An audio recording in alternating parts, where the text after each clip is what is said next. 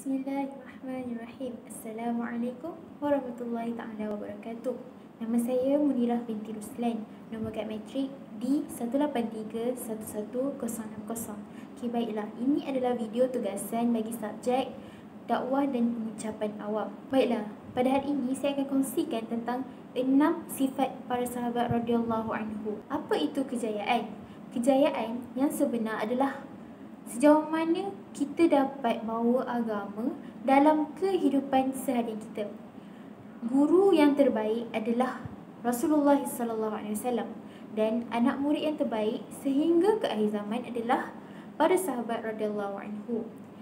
Jadi untuk kita berjaya di dunia dan di akhirat, kita hendaklah ikut orang yang berjaya, dan orang yang berjaya itu adalah para sahabat radhiyallahu anhu. Jadi di sini ulama kita telah gariskan di mana kejayaan umat ini dan umat yang akan datang adalah apabila mereka mengikuti jejak langkah para sahabat radhiyallahu anhu. Kenapa kita kena ikut jejak langkah para sahabat ni? Kerana sabda Rasulullah SAW, apabila kamu ingin meniru, maka itulah mereka yang telah mati, iaitu sahabat radhiyallahu anhu. Sahabat radhiyallahu anhu ni mendapat title radhiyallahu anhu, yakni kehidupan mereka di dunia ni Allah telah redha. Jadi kita ni umat yang sama, macam mana kita nak dapat kehidupan dalam dunia ni dengan dapat redha Allah? Jadi kita hendaklah mengikuti jejak langkah para sahabat radhiyallahu anhu. InsyaAllah kita akan berjaya. Jadi di sini para ulama telah menggariskan supaya kita dapat mengikuti jejak langkah mereka yang mulia. Umumnya para sahabat mempunyai 6 sifat yang mulia, iaitu yang pertama, mereka ada hakikat yakin kepada kalimah La ilaha illallah Muhammadur Rasulullah. Yang kedua, mereka ada hakikat salat yang khusyuk dan khuduk. Yang ketiga, mereka ada hakikat ilmu dan zikir. Yang keempat, mereka ada ikramul muslimin. Yang kelima, mereka ada hakikat niat yang ikhlas. Yang keenam, iaitu yang terakhir, mereka ada hakikat dakwah dan tabligh. Jadi, keenam sifat inilah yang kita kena usahakan dalam diri kita supaya kita dapat menuju kepada kesempurnaan agama, insya-Allah. Sekarang kita akan bincangkan macam mana keenam perkara ni kita dapat serap dalam diri kita. Okey, yang pertama, hakikat kalimah La ilaha illallah. Maksudnya Allah itu maha berkuasa dan makhluk langsung tak ada kuasa. Kita perlu meyakini bahawa segala sesuatu itu berlaku atas kehendak dan kudrat Allah Subhanahu Wa Taala. Baiklah, bagaimana cara untuk kita dapatkan hakikat ni? Yang pertama, kita mestilah selalu berdakwah tentang kelebihan La ilaha illallah pada orang lain. Okay. Yang kedua, kita kena menggunakan panca indera kita. Contohnya mata untuk lihat kebesaran Allah SWT, telinga untuk kita mendengar tentang kebesaran Allah SWT, mulut kita bercakap tentang kebesaran Allah SWT, dan akal fikiran kita untuk kita berfikir tentang kebesaran Allah SWT. Dan cara yang ketiga adalah kita mestilah berdoa supaya Allah beri kepada kita hakikat tersebut. Okey, contoh, bila kita tengok awan, kita guna panca indera kita tengok awan. Masya Allah, subhanallah, hebatnya ciptaan Allah ni. Kita cakap macam tu. Contoh lagi, kita makan ubat, kita cakap pada diri kita, ubat ni tak boleh sembuhkan penyakit aku, melainkan dengan izin Allah. Ubat ni adalah asbab sahaja. Apakah kelebihan kita banyak menyebut kalimah La ilaha illallah ni? Apabila kita selalu lazimkan diri kita menyebut perkataan ni, InsyaAllah di akhir kalam kita nanti kita akan sebut kalimah La ilaha illallah, di mana balasan syurga bagi mereka yang dapat menyebut kalimah tersebut. Dan iman yang sebesar zarah, walaupun sebesar zarah, Allah akan bagi ganjaran syurga yang luasnya 10 kali ganda dunia. Seterusnya kita akan pergi kepada kalimah Muhammadur Rasulullah. Maksudnya adalah cara hidup suci murni sunnah Nabi SAW akan membawa kepada kita kejayaan di dunia dan di akhirat. Rasulullah ni adalah model, contoh untuk kita. Jadi segala apa pun yang Nabi Muhammad SAW buat, kita ikut. Cara untuk dapatkan hakikat kalimah Muhammad Rasulullah ini adalah dengan kita berdakwah. Kita ajak orang lain untuk ikut sunnah Nabi. Yang kedua, kita sendiri amalkan sunnah Nabi. Tak kisahlah sama ada dari surah, sirah ataupun sarirah, dalam kehidupan seharian kita 24 jam. Okey, yang ketiga, kita mestilah berdoa. Semestinya lepas kita dah berusaha, kita mesti berdoa supaya Allah bagi kekuatan amal sunnah tu kepada kita. Kelebihan yang kita akan dapat bila kita amalkan sunnah Nabi ni adalah apabila kita dapat hidupkan pada zaman sekarang ni, iaitu zaman kerosakan umat ni, Allah akan bagi ganjaran pahala 100 pahala syahid. Jadi sangat-sangatlah digalakkan untuk kita amalkan, kita hidupkan sunnah dalam kalangan masyarakat kita sekarang. Okey, yang kedua, siapa amalkan satu sunnah secara berterusan, secara istiqamah, maka dia akan mendapat masuk syurga bersama Nabi Muhammad SAW. Dan itu adalah satu nikmat yang terbesar untuk kita, dapat masuk syurga bersama Nabi. Itu bukanlah perkara yang mudah. Jadi untuk kita dapat benda ni, kita perlulah amalkan satu sunnah tu, walaupun satu, tapi secara berterusan. Baiklah, poin yang kedua adalah solat khusyuk dan khuduk. Apakah maksud solat khusyuk dan khuduk ni? Okey, maksudnya adalah solat khusyuk dan khuduk ini akan membawa ketaatan dalam solat dan di luar solat. Dalam solat kita baca Quran, dan di luar solat pun kita baca Quran. Dalam solat kita tundukkan pandangan, dan di luar solat pun kita akan tundukkan pandangan, iaitu bersifat tawaduk. Cara untuk kita dapatkan hakikat solat khusyuk dan khuduk ni adalah, yang pertama sekali, kita berdakwah kepada orang. Kita ajak orang solat, kita ajak orang berjemaah. Okey, yang kedua, kita mestilah amalkan solat-solat sunat. Kemudian solat di awal waktu, solat berjemaah di masjid, di mana azan dilaungkan. Dan ini adalah sangat-sangat digalakkan untuk kaum lelaki. Dan yang ketiga, selepas kita berusaha, mestilah kita berdoa supaya Allah hadiahkan pada kita hakikat solat khusyuk dan khuduk tersebut. Kelebihan untuk hakikat solat khusyuk dan khuduk ni adalah rezeki kita akan diberkati. Kemudian azab kubur diangkat. Seterusnya, buku amalan catatan kita dengan tangan kanan. Dan kemudian meniti titian sirat sepantas kilat. Dan mudah-mudahan kita akan mendapat masuk syurga tanpa hisap. Poin yang ketiga adalah ilmu dan zikir. Okey, saya terangkan tentang ilmu. Apakah itu maksud ilmu? Ilmu bermaksud, ilmu itu adalah apabila kita tahu mana satu perintah Allah dan mana satu larangan Allah. Kita dapat bezakan mana satu perintah, mana satu larangan. Dan tahu perintah Allah yang mana yang patut kita dahulukan dan yang mana yang patut kita kemudiankan. Kita tahu yang mana yang aula, yang patut kita utamakan. Jadi, cara untuk kita dapatkan hakikat ilmu ni adalah dengan kita dakwah. Okey, itu sangat penting. Bila kita sampaikan pada orang lain, insya-Allah benda tu akan masuk dalam diri kita juga. Okey, yang kedua, kita mestilah berdamping dan berjumpa dengan alim ulama, berdamping dengan orang yang soleh, belajar ilmu masail, iaitu ilmu hukum hakam. Dan kita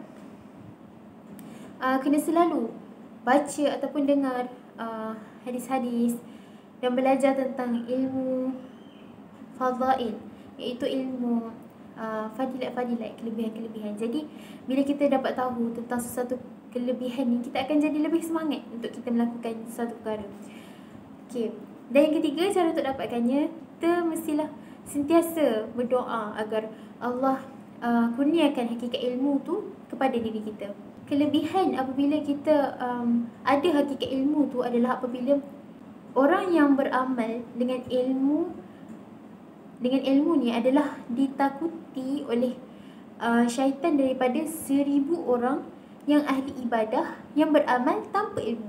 Maksudnya ahli ilmu ni adalah lebih ditakuti daripada syaitan, daripada orang yang beribadah, seorang ahli ilmu saja. Okay. Jadi jadilah orang yang berilmu, dan insya-Allah orang yang berilmu ni dia akan beramal. Yang kedua, seseorang yang keluar untuk belajar ilmu, jika dia mati, dia akan dikira syahid. Okey. Kalau kita meninggal dunia sewaktu kita sedang menuntut ilmu, dikira syahid kerana apa? Kerana menuntut ilmu adalah satu jihad. Jadi sekiranya kita meninggal, itu adalah dikira sebagai mati syahid. Kemudian, kelebihan yang ketiga adalah malaikat ni akan sentiasa mendoakan orang yang sedang menuntut ilmu. Seterusnya kita pergi kepada masih lagi poin ketiga, iaitu hakikat ilmu dan zikir. Dan ini adalah bahagian zikir. Zikir ini bermaksud kita hendaklah mengingati Allah setiap masa dan dalam semua keadaan. Syarat untuk dapatkan, yang pertama sekali mestilah dakwah. Okey. Yang kedua, amalan harian 300. Yang kedua, amalkan zikir harian 300 pagi dan petang. Subhanallah, Alhamdulillah, La ilaha illallah, Allahu Akbar 100 kali, selawat 100 kali, istighfar 100 kali, baca Al-Quran, solat sunat, amal-amal soleh yang lain. Dan cara yang terakhir untuk kita dapatkannya adalah dengan kita berdoa supaya Allah kabulkan segala apa yang kita hajatkan, insya-Allah. Kelebihan bagi orang yang berzikir ni adalah, orang yang berzikir ni dia hidup di sisi Allah SWT, dan orang yang tidak berzikir ni dikira mati. Walaupun hakikatnya kita nampak dia hidup, tapi sebenarnya hati dia mati. Yang kedua, kelebihan untuk orang yang berzikir ni, ada hakikat zikir ni, dia akan masuk syurga dengan keadaan tersenyum, dan dia juga akan mematahkan kekuatan syaitan. Jadi syaitan ni akan patah semangat lah nak rosakkan dia. Okey, seterusnya kelebihan untuk orang yang ada hakikat zikir ni adalah, okey, satu pintu syurga dihaskan untuk orang yang beristiqamah dalam berzikir. Jadi sangat-sangat beruntunglah bila kita dapat hakikat ilmu dan zikir. Baiklah, sifat yang keempat adalah ikram muslimin. Ikram muslimin ni adalah kita memuliakan saudara kita. Kita tunaikan hak saudara tanpa kita tuntut balik hak tersebut. Maksudnya tanpa meminta balasan. Kita buat sesuatu tu dengan ikhlas lah. Okey, cara untuk dapatkan, okey, yang pertama sekali macam biasa adalah dakwah. Kita dakwah dengan cara kita tunjuk. Kita sendiri buat, dan orang akan menilai dengan perbuatan yang kita buat.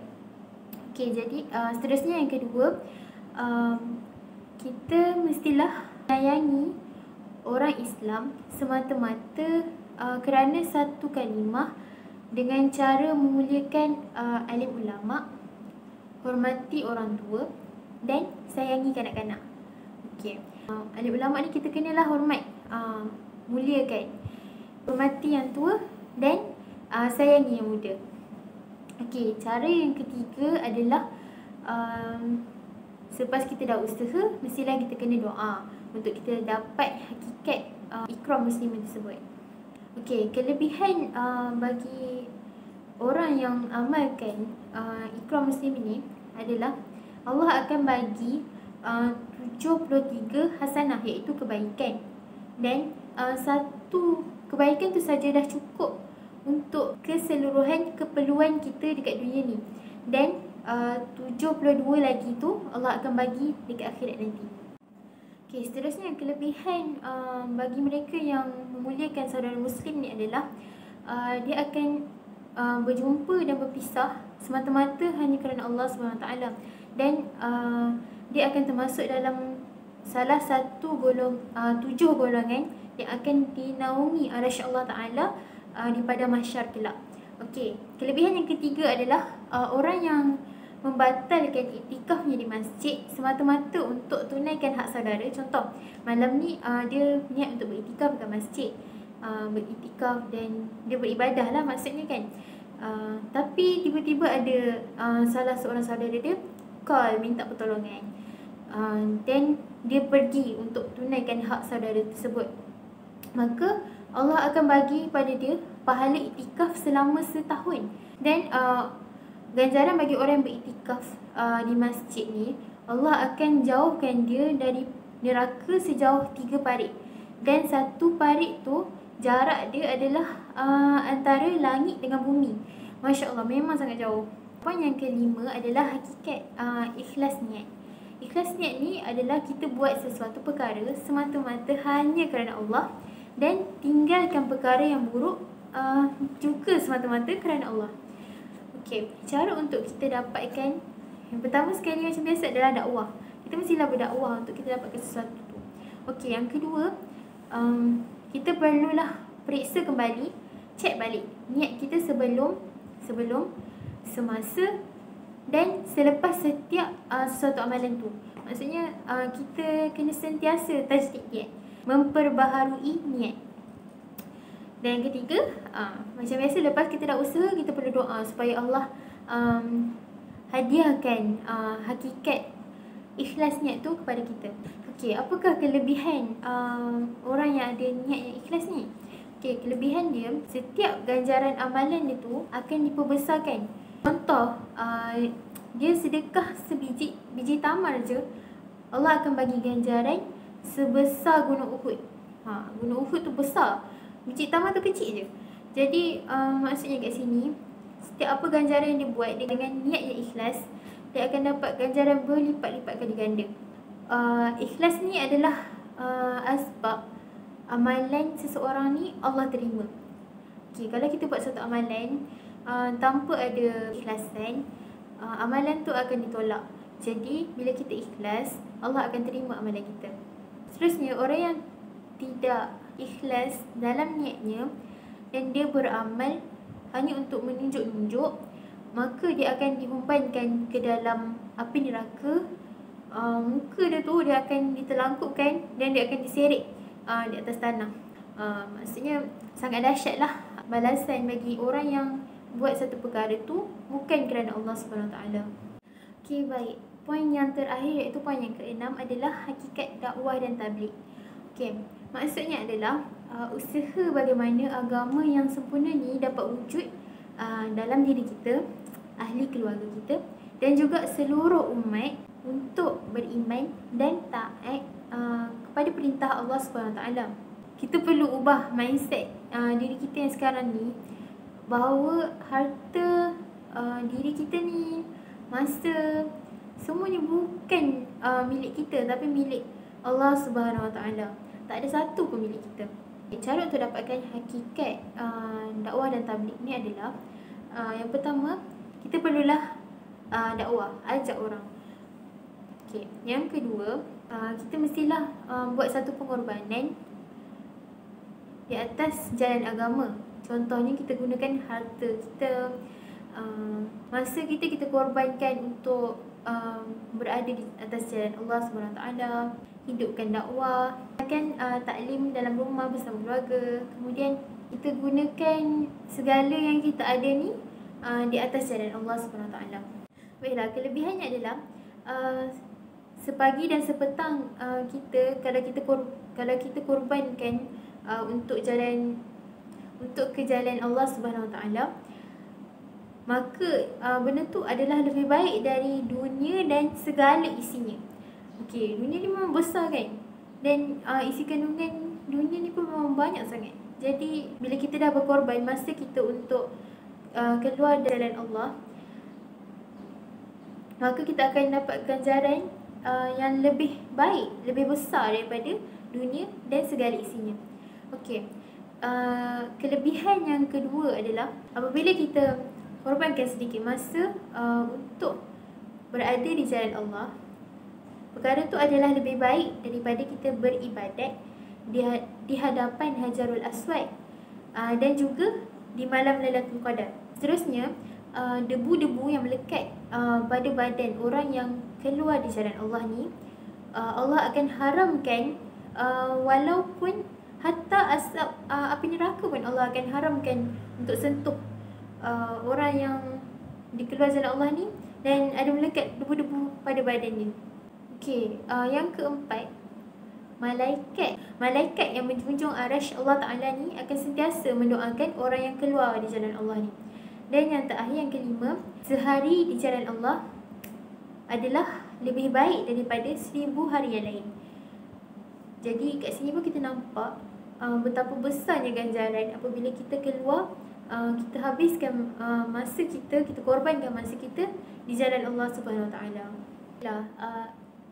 6 sifat sahabat ni bukanlah satu kesempurnaan agama, tapi jika kita dapat amal, kita akan dapat amal agama dengan sempurna, insya-Allah. Jadi itu saja dari saya untuk video kali ini. Semoga apa yang kita tahu ataupun apa yang kita dengar, kita cuba untuk amal dan juga sampaikan pada orang lain, insya-Allah. Sekian, terima kasih.